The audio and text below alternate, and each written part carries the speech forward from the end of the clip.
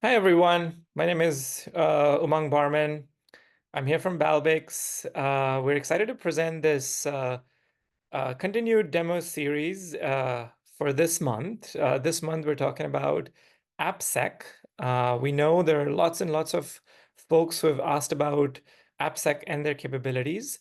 And so today, I have with me Vinay, the CTO of Balbix, who's going to cover the AppSec with me. Vinay, do you want to introduce yourself really quick? Yes. Hello, everyone. For some of you who are attending the second time, hello again.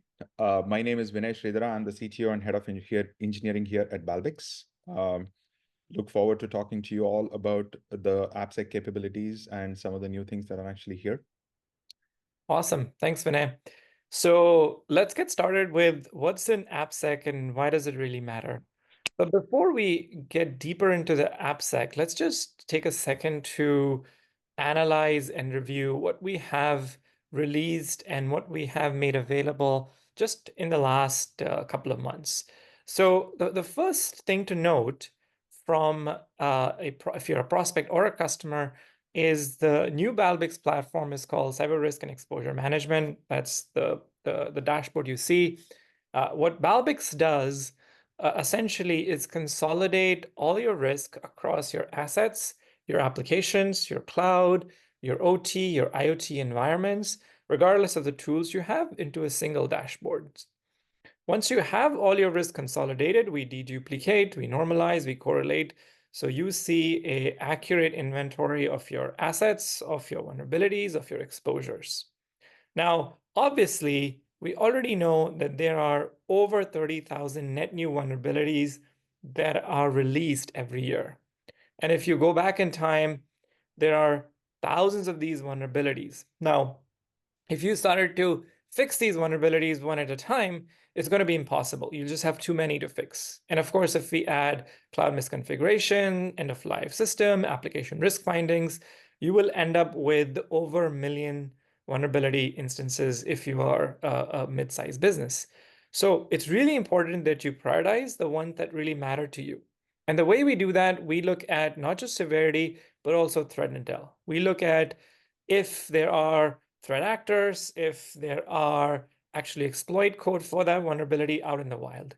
We also look at the security controls or your mitigating controls, which means that it's really hard for an attacker to compromise that vulnerability. We look at business context. Is this asset of high value, or is it buried deep in your network and only two people use it and it only hosts your corporate directory? We look at accessibility. Is it an internet-facing asset, or is it behind firewall, your endpoint controls? So all that context really matters because that helps us highlight and prioritize the few vulnerabilities that you should fix and fix them now because they are the most impactful ones to your environment. And the last thing we do is we provide you the tools, the workflows, the capabilities to fix them fast. And that includes integration with your ticketing system, that includes a project management workflow, which you can assign owners to and track how they're progressing. It includes automated ticketing and automated workflows and automated capabilities to highlight the patches you need to deploy. And of course, we have our AI assistant that you can query, you can ask questions that can give you status updates, that can create tickets for you. We'll cover a lot about that in a bit. But the idea is to not just give you what you need to fix, but also the tools and the things that you need to actually fix them. So that's the overall exposure management capability. Now, of course, application is a key component of exposure management. And this is about AppSec. So let's get into what is AppSec. For us, AppSec comes down to a very similar framework, which means we are looking at different components of application security and then layering on our layer of prioritization to give you insights into what you need to fix. Now, that's where I want to bring Vinay in and talk about how do you think about application security, Vinay? Because unlike infrastructure security, application security is a little bit more complex. You have different tools that are used in the enterprise today to give you different insights. So how does Balbix think about it? Yeah. So when you think about applications, we have to think about certain basic concepts first, right? Application is, let's actually talk about like a homegrown enterprise built application, right?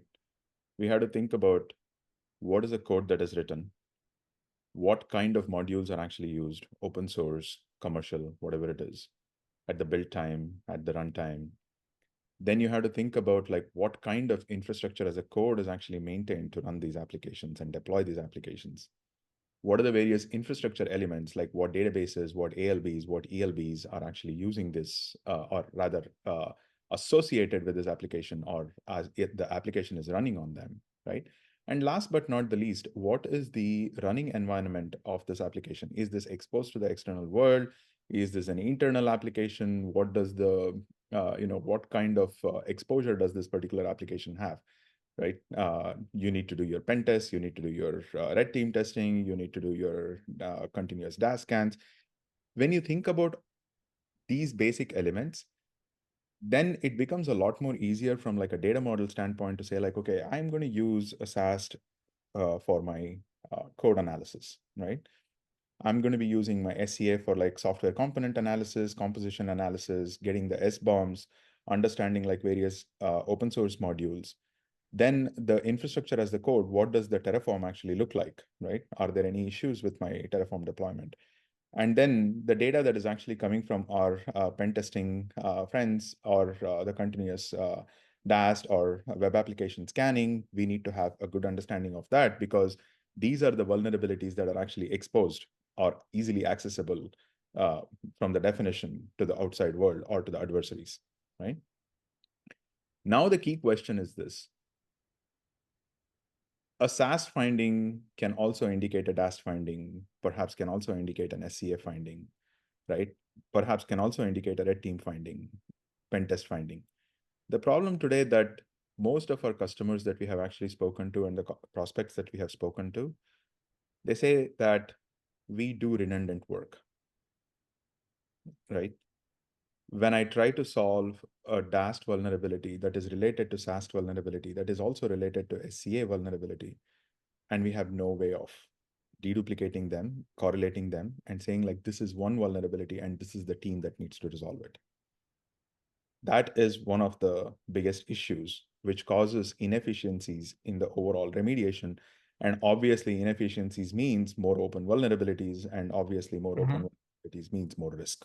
Yeah, that's a great point. And if we try to address this, of course, there are plenty of options out there, but we have a unique way to address them because we have originally fine-tuned this idea of risk-based prioritization, which is leveraging your threats, your business context, and your controls. So the rest of this this presentation slash demo, we want to focus actually showing you how we have accomplished this. So for the next 10-15 minutes, we want to talk about what is in the demo today, which is how do we consolidate your AppSec findings, how do we prioritize them, and how do we give you these automated pre-built templates to help you then go remediate and fix them, which is a big undertaking because application security, as you mentioned earlier, it's one of the biggest component of risk management in the enterprise. So, Vinay, do you want to switch over and show what you've been building and how does that look like? Yep. Are you able to see my screen? Yes. All right, great. So just to recap, right? The first and the foremost thing here is that I want to first see a bird's eye view. I want to see a consolidated view of like everything that is happening in the exposure management from my enterprise, right?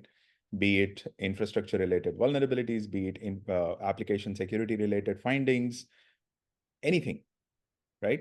And the key question here is that I have to actually bring in, as a, as a vulnerability management person, as a CISO, as a IT person, I want to have like a bird's eye view of like, okay, here are the set of tools that we are operating with in our environment. And here is the set of assets. Here is a set of applications. Here is a set of findings. And when we are bringing all of these, of course, there is overlap. How do you deduplicate them, correlate them? Like here, for example, 18,000 assets are actually deduplicated to 9,000 something assets, right? And over close to like 4 million vulnerability instances are actually deduplicated to like 3.5, 3.6, 3.7 million vulnerability instances. Consolidated app list. right? And then you can actually start thinking about like, how do I prioritize all of these things? And we will get into the unified or like a generalized framework for like prioritizing the CVEs, non-CVEs, and other findings like control instances and all of those things.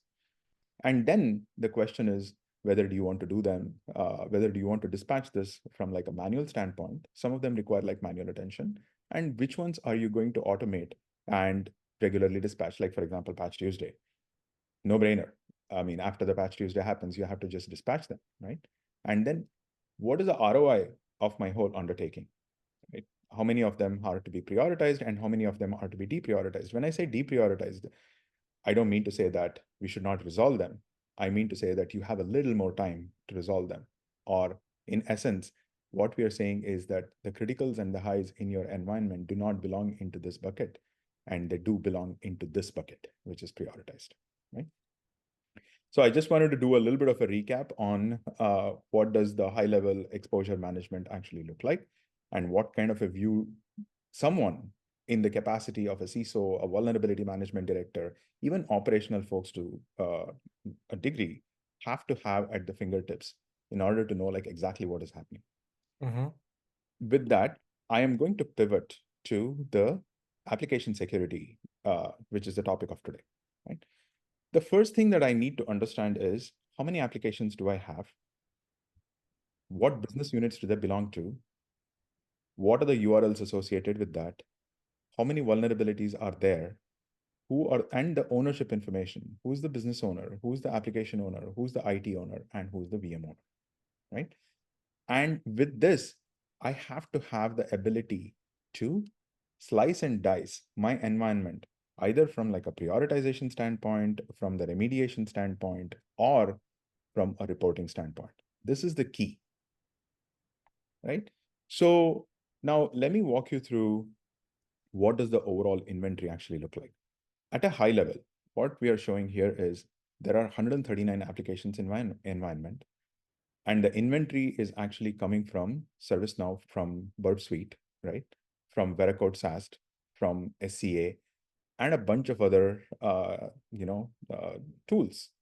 And all of these actually provide varying degrees of inventory information.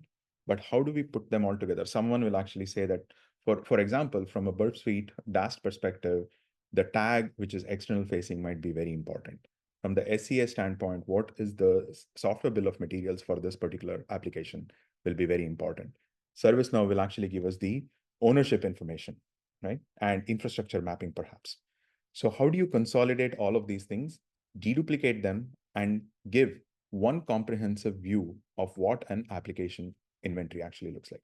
When I get in, the key things that I have to actually be very, very clear about is the app owner, the IT owner, what are the various tags associated with this? This belongs to my business unit sales. What are the various data sources? I'm getting the data from Burp Suite, Flexera, from ServiceNow, from Veracode, from Checkmarks. We have consolidated the information from all of them, right? And how often are we getting this information? What is a URL to track this application, right? And there are always these internal IDs and whatnot that people actually use, aliases, and for their automations and for their downstream operations need to have an understanding.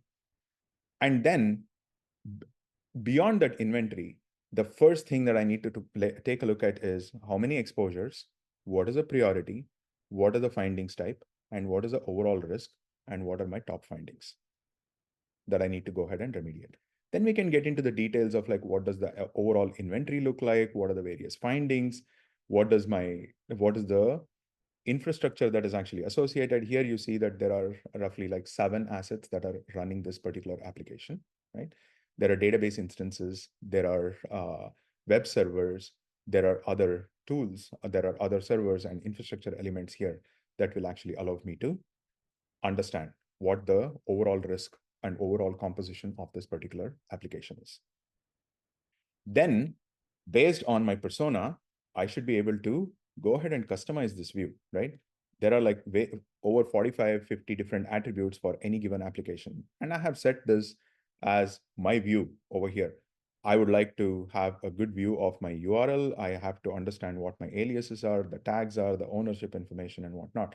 But somebody might actually come in, a risk person can actually come in and say like, okay, what are my various risk factors, right? What is my business criticality looking like? Compliance person will actually come and say like, okay, what does my SLA and what does my compliance status actually look like, right? So most people might be interested in like, what is the overall likelihood of breach from this application standpoint? I will be able to customize all of these views.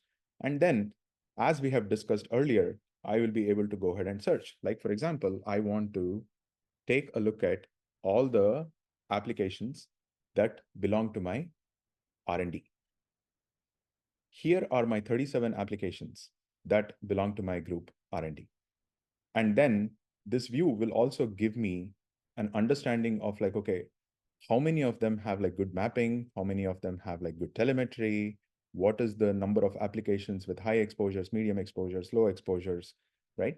This is a filtered view of like the applications in my environment that belong to the R&D BU.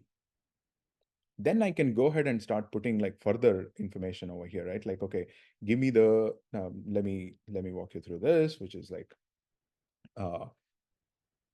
by business owner, right? I want to understand all of the applications that are owned by Jack. Here are 28 applications that are owned by Jack. And I should be able to create filters over here, which will be perhaps and further useful from dashboarding standpoint, from reporting standpoint, but everything starts here.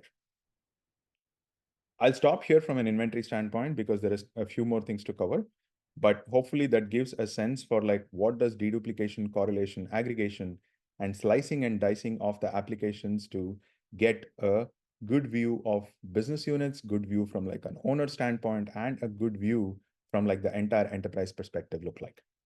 Yeah, this is fantastic. So one question that came up was when organizations have this view, there's obviously lots of different ways to go from here. You can see your application by data sources, your telemetry, your exposure. You can see the likelihood. You can see the exposure score. What is a recommended path? What they should do first, Yeah. assuming they have been able to set up everything as per the best practices that we recommend. Yeah.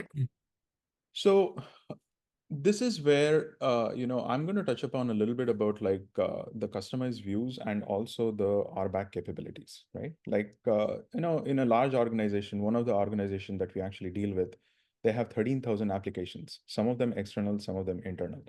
And having a view of 13,000 applications over here as a list is going to be overwhelming. Not everybody needs to see that. From an RBAC perspective, we should be able to understand here are the 50 people in my in my team, and each responsible for a specific view. Like for example, Jack is the business owner for these applications, and when Jack actually logs in, we will have the RBAC view for Jack to say like, okay, these are the only set of things that I'm going to take a look at, right? And then perhaps sorting this by breach likelihood or sorting this by risk will actually give them already a prioritized view of inventory as to like, hey, this is the top 5 applications that I need to worry about at this point in time, right? Or what are the various applications that have higher likelihood of breach? Or what are the applications that have like higher currency value of a breach, right? I mean, none of us want to file an 8K, right? So what does that external facing look like? So to start with, it really depends on the persona. And that is where the customization actually becomes very important, right? From a CISO's perspective, I don't think, I mean, like anybody would want to see like all of this 12,000, even 150 applications. They just probably are very interested in understanding this. And I will show the other view of like what the overall vulnerabilities actually look like, right? Risk view, inventory view, vulnerability view at a high level, all consolidated and distilled into like a single dashboard. We can perhaps walk through this in another one of these webinars in the future. But that is the view that a CISO would like, right? From a vulnerability management person, they would want to actually just have this view. I don't care about like, okay, what are the various applications? What are the various vulnerabilities that matter to me the most?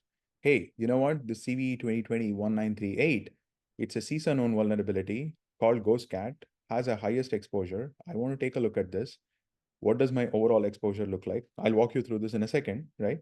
And what does my threat intel for this actually look like? And what are the various active instances? What applications is this active on? And then I should be able to actually say that, okay, I'm going to dispatch this to the set of owners. So Mm-hmm. Umang, there is no silver bullet to your answer, but the ability to actually create a personalized silver bullet for what I need to resolve is the key. Yeah, makes sense. This is fantastic.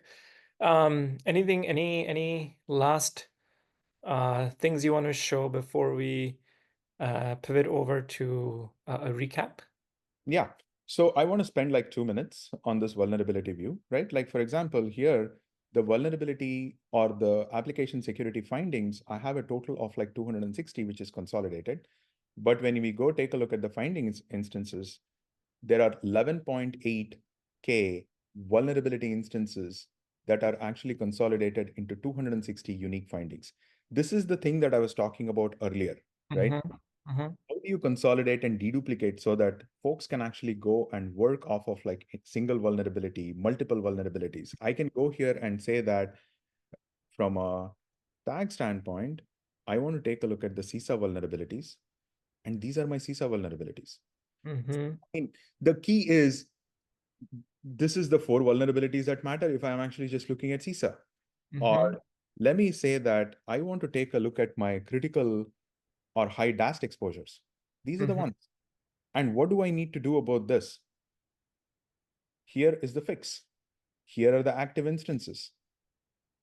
And Mm-hmm. exposure score, again, we'll talk more about this, Umang. We'll probably run out of time.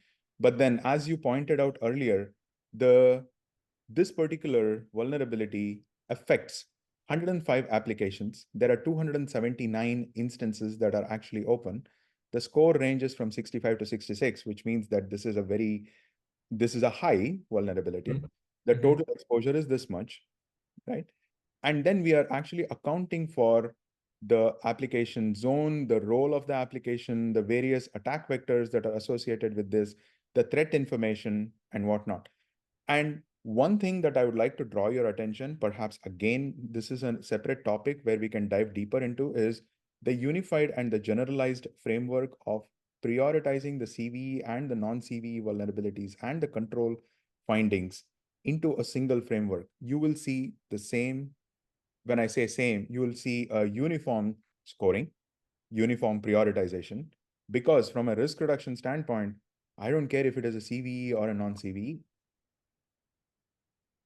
That's the Mm-hmm. key. Mm-hmm. Mm-hmm. Yeah. So again, lots of ways to look at a vulnerability. And now from it should be a simple way to say like, okay, I'm going to create a ticket from a ticketing rule, DAST weekly findings, hit next. I have this template that I have actually filled out, right? And Mm-hmm. I'm going to go ahead and ticket this. Wow. This is Or great.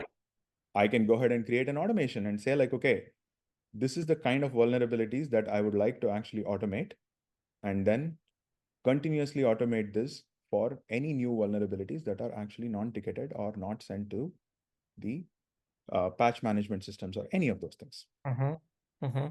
Yeah. That's where the mobilization actually comes in. So we Mm-hmm. talked about inventory, which is consolidation. We talked about like prioritization. And Mm-hmm. then we talked about like, okay, what are the various details of each one of these and personalized views? And last but not the least, the ease of mobilization. Mm-hmm.